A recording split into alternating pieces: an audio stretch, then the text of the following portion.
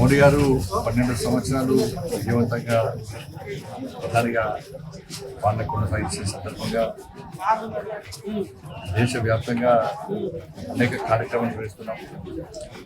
దానిలో భాగంగా రైతు సమ్మేళనం కానీ, యువ సమ్మేళనం కానీ, మేధావుల సమ్మేళనం కానీ, అభివృద్ధి కార్యక్రమం పరిశీలించడం కానీ, వివిధ ప్రాంతాలను సందర్శించడం కానీ, ఇట్లా అన్ని వర్గాలను కలవడం కానీ అనేక కార్యక్రమాలు చేస్తున్నాం. దానిలో భాగంగా కరీంనగర్ పార్లమెంట్ నియోజకవర్గంలో ఇక్కడ ఒక వినూతంగా మంచి కార్యక్రమం తీసుకోవడం జరిగింది. స్వచ్ఛ పాఠశాల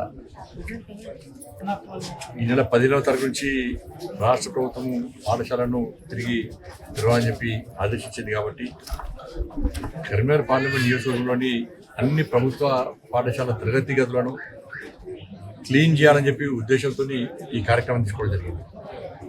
స్వచ్ఛ పాఠశాల పేరుతో తరగతి గదులు శుభ్రం చేయడం. దీన్ని రాజకీయాలకు అతీతంగా స్వచ్ఛత సంస్థలు, ఉపాధ్యాయ సంఘాలు కానీ, అక్కడ యువత కానీ, స్థానిక ప్రజలను అందరినీ ఇన్వాల్వ్ చేసి ఎక్కడ కూడా పార్టీ కన్వో కానీ, పార్టీ సింబల్ కానీ ఇక్కడ ఉంటుంది. ఇక్కడ ఉన్నా కూడా దాన్ని వెంటనే తొలగిస్తుంది. ఇక్కడ ఉండదు కూడా.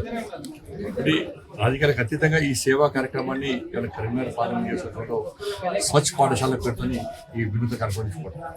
దానిలో భాగంగా ఈరోజు దాదాపు అన్ని పాఠశాల కేంద్రాల్లో టిఫిన్ బయట ఏదో స్వచ్ఛ పాఠశాల కార్యక్రమం అంటే తూతుమంతంగా మీడియా కోసము, సోషల్ మీడియా కోసము, దానికోసం కాకుండా ఈరోజు అన్ని పాఠశాలలో స్థానిక ప్రజలతో కలిసి స్వచ్ఛ సంస్థలు కలిపి కార్యకర్తలు కూడా టిఫిన్ బయట వాళ్ళ ఇంటి నుంచి సొంతంగా టిఫిన్ తీసుకొని వచ్చి తయారు కూర్చొని ఆ పాఠశాల ప్రాంతాన్ని పరిశీలించడం, రేపు కార్యక్రమాన్ని ఏ విధంగా విజయవంతం చేయడం, ఏ క్లాస్ రూమ్కి ఎవరెవరు ఇన్ఛార్జ్, ఎంతమంది కార్యకర్తలు ఎంతమంది ప్రజలు ఇన్వాల్వ్ చేయాలని చెప్పి ఒక ప్లాన్ చేయడానికి టిఫిన్ బయట కార్యక్రమం కూడా పార్లమెంట్ నియోజకవర్గం మొత్తం కూడా పూర్తి స్థాయిలో నిర్వహించుకోవడం జరిగింది.